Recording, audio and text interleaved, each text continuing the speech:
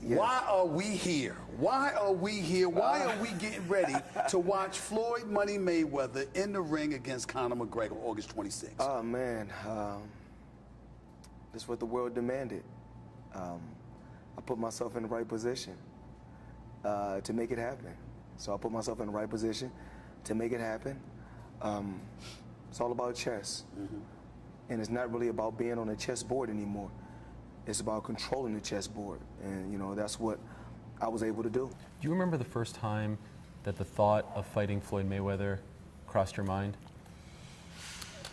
It's been on my radar for a long, long time.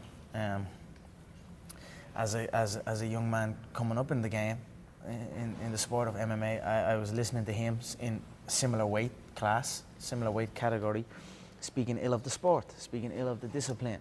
And as a young kid, I'm looking at him in such a high level, saying these things about the sport that I'm dedicating my entire life to, and thinking, I'll see you for that one day. I just didn't like when he called us monkeys. I think that was totally disrespect. I didn't hear that. I know he called boy. I know he said boy. I didn't hear monkeys. He called us monkeys.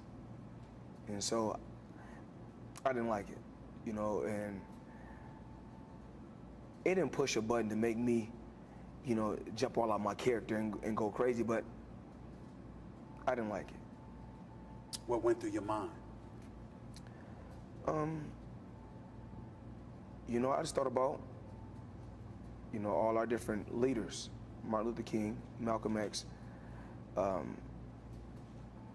went on the front line for me and my family and all my loved ones. And like I said before, this stuff still goes on. But I'm strong, smart, patient, and come August 26th, I'll be the same person. Smart, strong, patient, and the same way he called us monkeys, we're gonna see if he say that August 26th. So then let's address the racism stuff if we can. So you have been accused of being a racist, of race baiting, of calling black people monkeys, and he's upset about this. He says he's fighting for the black people.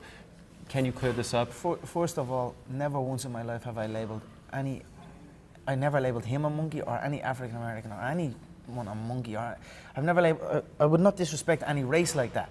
And his people know that. And you know what? He knows that too. He knows that deep down too. If I was to label him after any animal, it would be the rat. I wouldn't even label him after the great ape. Do you know what I mean? He is a fucking rat and a weasel, because that's what a rat and a weasel does, tries to manipulate words and create something that's not there. So, ask Ellerby, ask Floyd Sr. They know, you know, it's a weak move on his part to even try and instigate something, and something so sensitive. So, I mean, but that's the individual he is. He's a man who beats his wife in front of his kid. What can I say? All I can say is, I never spoke those things. That's it. Floyd, what if you hit him and he keeps coming?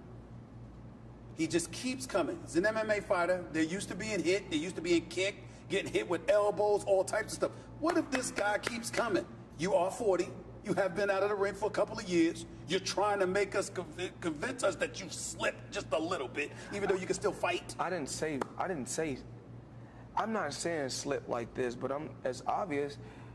I remember, you know, I used to have a 90% knockout ratio.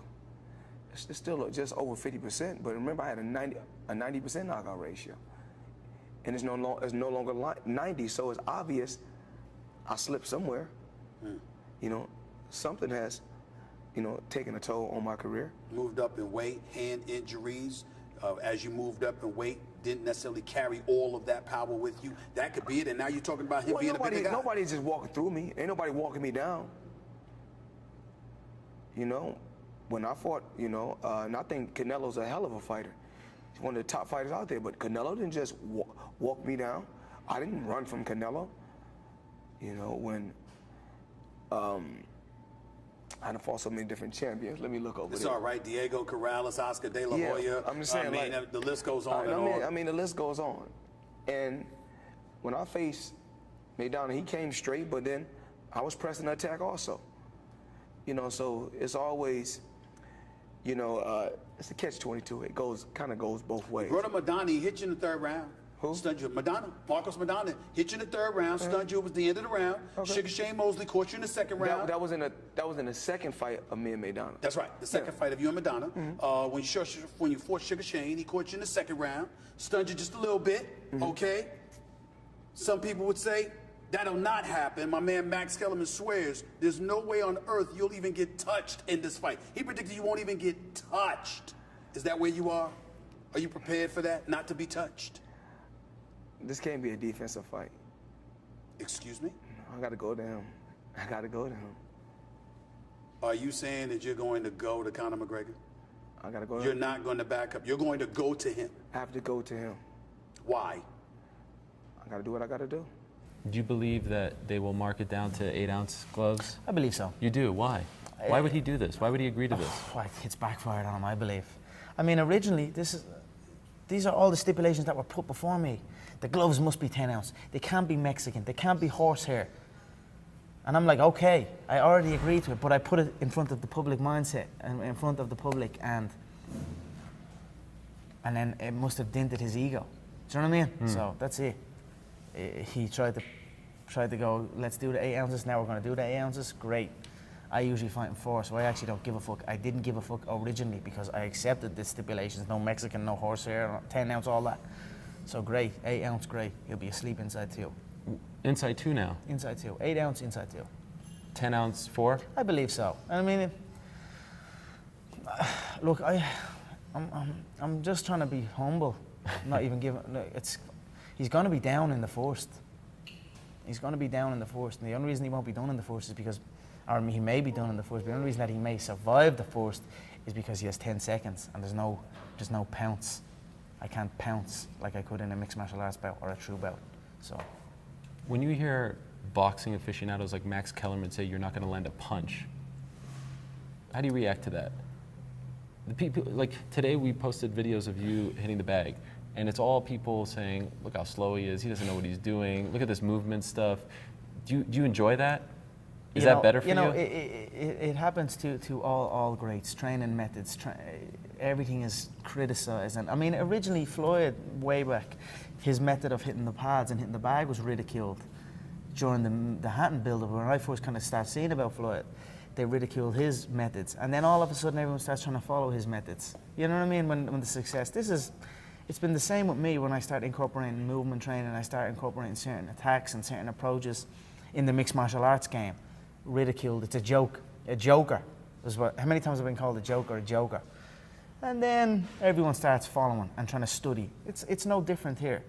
The boxing game are like, oh, he doesn't move this way. What's he doing? This, that, and the other. They just don't understand. And when they don't understand, they just try and discard it. But thankfully, August 26th, there can be no running from it. So it will. The same thing that will happen that always happens. They will try and push it away. It will be put in front of them. Floyd will be slept, and then they will begin the studying process, and then the implementing process, and then I'm on to the next. Which is what? I'm on to my next wave of preparation. So they're here, and I'm here again, and then I'm here, and then I'm here. Do you understand what I'm saying? Yeah. So that's it. That's life. Can you?